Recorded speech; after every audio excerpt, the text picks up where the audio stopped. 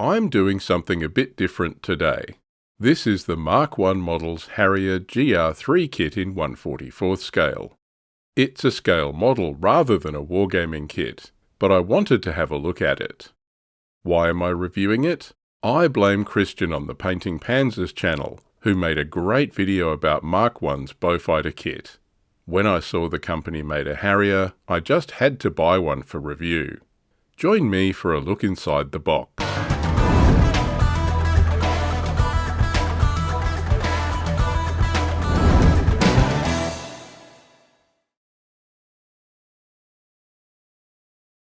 This is the Mark I model's 1/44 scale Harrier GR.3, AV-8A and AV-8C kit. The box contains injection-moulded plastic parts to build a single aircraft. Mark I models are a kit manufacturer based in the Czech Republic, who offer aviation books, as well as a range of prop and jet 1/44 scale aircraft. If we look at the back of the box, the kit has markings for 4 different aircraft. 2 of these are in British service, one from the RAF and one from the Royal Navy's Engineering Training School. These are GR3s with the extended laser rangefinder nose. The other options are an AV-8A Harrier with the US Marines and an AV-8C operated by NASA. Mark I offer a number of different Harrier kits, but the plastic sprue parts are common to all of them. Let's open the box. It's a side-opening box. Everything inside comes in a Ziploc plastic bag to keep it all together. Let's get them all laid out.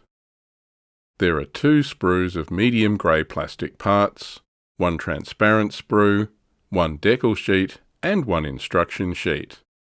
Panel lines are engraved, and there's a good level of detail. The plastic parts have some flash. This is usually the sign of an old mould, but the kit was first released in 2019. There are enough different noses and vertical stabilizers on the sprue to make multiple Harrier variants. You even get some underwing stores, external fuel tanks, cluster bombs, and AIM-9 Sidewinder missiles. Here are the fuselage and tail pieces. There are 2 separate tails, one with the radar warning receiver for the GR3. These parts are moulded well enough, and you can see the panel lines. However, there is some flash on my example, especially around the fuselage tail boom, but also as slight raised ridges around the fuselage parts. This will all need to be trimmed and sanded during assembly. This next section has the horizontal stabilizers, engine nozzle and intake parts, and 2 nose parts, as well as pylons and bombs. The stabilizers have angled joining surfaces to aid in positioning them on the fuselage. There are locating pins, but they're pretty shallow. Make sure you don't trim or sand them off when you clip and clean up these parts. The 2 nose options are the original GR1 and AV-8, and the longer laser rangefinder nose for the GR3. It's nice to have both versions on the sprue. The pitot tube for the GR3 nose is a separate piece that just butt joins on. I'm not sure how durable this will be. The 4 vectored thrust jet nozzles look nice, but have some mould lines that will need removal. The air intakes have panel lines marking the blow-in panels, but they're all moulded closed. Mark I does sell a separate detailing and weapons set for their Harrier kits that includes open blow-in doors. There's some compressor fan detail moulded onto the intake duct piece that goes inside the fuselage. It might prove a bit hard to see on the finished kit, but nice that it's there. The bombs look like BL-755 cluster bombs. These are moulded as a single piece, so no fiddling around trying to glue 2 halves together. There's also 4 underwing pylons to mount them on. The pylons have mounting lugs for the wing joins, but the weapon parts just butt join on. The wings are one piece, mounted to a saddle piece of the upper fuselage. This will make them easy to mount. However, there is some flash around the edges of this piece. The nose wheel and gear is a separate piece, as are the outrigger wheels. The main undercarriage wheels are separate and will need to be glued to a main gear piece. There are no retracted outrigger wheels, so you'll have to modify these if you model your Harrier in flight. The remaining parts here are 2 external fuel tanks and the 2 fuselage gun pods. The second sprue has a lot of finer detail parts, including the cockpit interior. This part is the optional GR3 tail boom with the radar warning receiver antenna. You'll need to cut the end of the tail boom off the fuselage part and replace it with this if you're building that version. If you're building the NASA version, these fuselage strakes replace the gun pods. The main gear leg is here too. The other half of this sprue is mainly antennas and other small parts. Notable items are the refueling probe, sidewinder missiles, and the blast deflectors for the rear nozzles. Only Harrier's rear jet nozzles blew hot exhaust gas, and the deflectors protected the fuselage from damage. The sidewinder missiles are moulded as one-piece parts. These are unbelievably delicate and will need extreme care to avoid breaking them during removal. The transparent sprue only has the cockpit. It seems nice and clear, and the shape looks good enough for this scale. The decal sheet covers the 4 options in the kit. There are 2 British schemes, both with high visibility markings.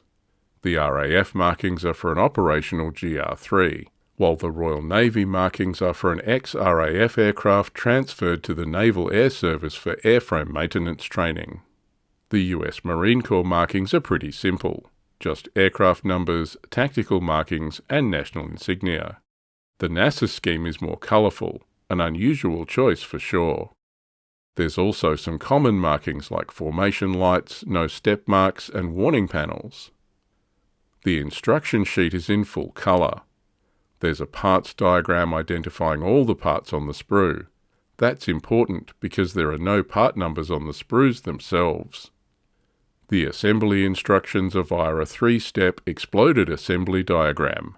This is pretty densely packed, but looks easy enough to follow. Then there are 3 view colour pictures of each scheme showing paint numbers and markings placement. The colour callouts are pretty generic, not specifying exact colour names or specifying paint colours from any manufacturer. You'll probably need to do some research here if colour accuracy is your thing.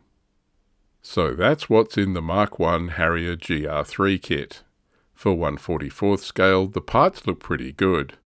The shape seems okay, not something you can always rely on at this scale.